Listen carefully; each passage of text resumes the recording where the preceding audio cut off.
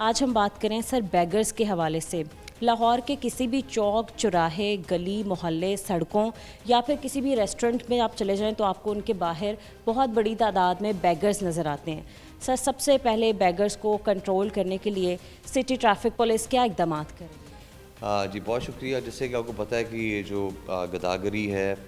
اس کے بہت سارے اینگلز ہیں اور ٹریفک پولیس براہ راست یا بالواسطہ تو رسپانسبل نہیں ہے, شاید دوسرے ادارے ہیں, لیکن چونکہ ہماری بہت زیادہ پریزنس روڈ پہ ہوتی ہے اور زیادہ تر جو پیشہ ور یا پروفیشنل گداگر ہیں آپ کو روڈز پہ اور خاص طور پہ ٹریفک سگنلز پہ نظر آتے ہیں. اس لیے یہ لاہور ٹریفک پولیس ہمیشہ سے اس چیز کے فور فرنٹ پہ رہی ہے جو کہ اینٹی بیگری ڈرائیو رہی ہے. ابھی تک 2026 میں تقریباً ہم 3,500 کے قریب عورتیں, بچے اور مرد اور ٹرانسجینڈرز کو روڈز سے لے کے ان کو ریلوکیٹ کر چکے ہیں چائلڈ پروٹیکشن بیورو میں, اس کے علاوہ ایدی ہومز میں اور شیلٹر ہومز کے اندر جو سوشل ویلفیئر ڈپارٹمنٹ کے ہیں. اور ابھی حکومت کا بہت زیادہ فوکس ہے اس کے اوپر کہ ان کو نہ صرف 2 چیزوں پہ, کہ ایک تو یہ کہ ان کے جو ہینڈلرز ہیں قانون میں جو ویگرنسی ایکٹ ہے 1958 کا اس کو امینڈ کیا گیا, اور جو ان کے ہینڈلرز ہیں جو لوگ پروفیشنلی بھیک منگواتے ہیں ان کے لیے بڑی کڑی سزا ہے. اس کے علاوہ ایک ٹریفکنگ ان پرسن کا بھی ہے جس میں انٹرنل ٹریفک جو لوگ جن سے بھیک منگوائی جاتی ہے, کسی قسم کی جبری مسلط اگر ان کی مرضی خلاف کرائی جائے تو وہ اس میں کاگنیزیبل اوفینس ہے. تو یہ 2 قوانین ہیں جن کی امپلیمنٹیشن میں ٹریفک پولیس کو کیا گیا ہے, اور اس کے اندر جو سو کہ اس جو ویگرنسی ایکٹ میں امینڈمنٹ کی گئی ہے اسی پچھلے سال, اس کے جو رولز ترتیب دیے جا رہے ہیں اس میں جو ہے بہت ساری ذمہ داریاں ٹریفک پولیس کو دی جا رہی ہیں تاکہ وہ جا کے جو بھیک مانگنے والے لوگ ہیں جو کہ روڈز پہ ہیں ان کو وہاں سے لے کے جائیں. یہ نہ صرف جو روڈز کی سمجھ لیں کہ فلو آف ٹریفک کو متاثر کرتے ہیں, بلکہ بہت سارے جرائم میں بھی یہ رپورٹ ہوئے ہیں کہ لوگ جو یہ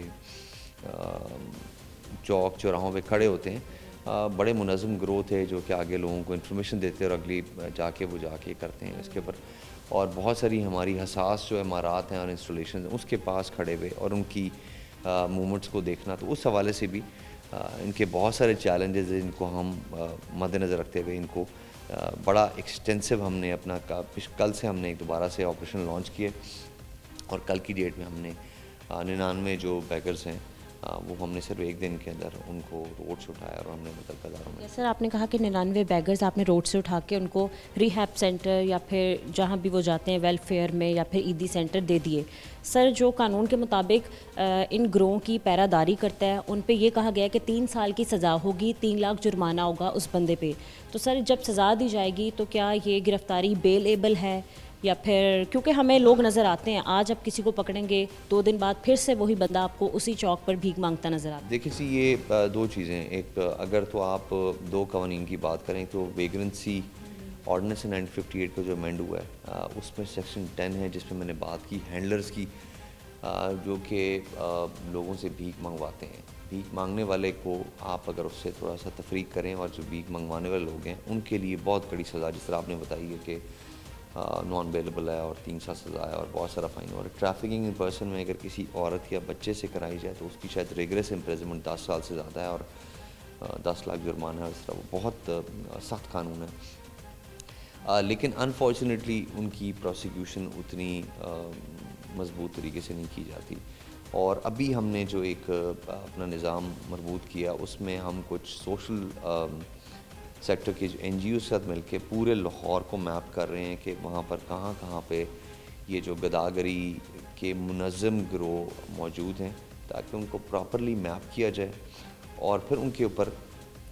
بجائے اس کے کہ صرف ہم جو روڈز پہ نظر آتے ہیں ہمیں ان کا 10% ہوتا ہے, اصل میں تو جو ان کی مختلف آبادیاں ہیں جہاں پر ان کے منظم ان کو کر کے وہاں پر ان کے ہینڈلرز ان کو رکھتے ہیں اور پھر کسی کے ساتھ ان کی معذوری بنا کے یا شو کر کے ان کو لے کے آتے ہیں روڈز پہ تاکہ آپ کے اور ہمارے دل میں ان کے لیے زیادہ رحم آئے اور وہ کریں. تو ابھی ہماری ایک اس کی اسٹیئرنگ کمیٹی بنی ہوم ڈپارٹمنٹ میں, اس میں یہی پلان ترتیب دیا گیا کہ اب ہم ہینڈلرز کو کریں گے, اور ہم صرف چاہتے ہیں کہ اگر 1 یا 2 ہینڈلرز کو بھی پکڑ کے سزا ہو جائے تو یہ ان کے لیے ایک بڑی مثال. ابھی تک کوئی ہینڈلر ہاتھ نہیں آیا؟ تک کا میرے پاس ایگزیکٹلی ڈاٹا نہیں ہے، بیکاز یہ ہم تو صرف پکڑتے ہیں اور استغاثہ دیکھ کے وہ پھر آپریشنز اور انویسٹیگیشن دیکھتے ہیں. میرے پاس ابھی کوئی سردست انفارمیشن نہیں ہے کہ میں سیکشن 10 جس پہ ہینڈلرس کے بارے میں بات ہوئی ہے وہ کریں، لیکن ایونچولی ہمارا پلان یہی ہے کہ بجائے اس کے کہ وہ جو خود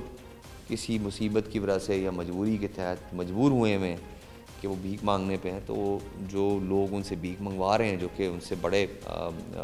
اس چیز کے مجرم ہیں، ان کو پکڑا جائے اور ان کو قانون کے ٹھہرے میں کھڑا کیا جائے.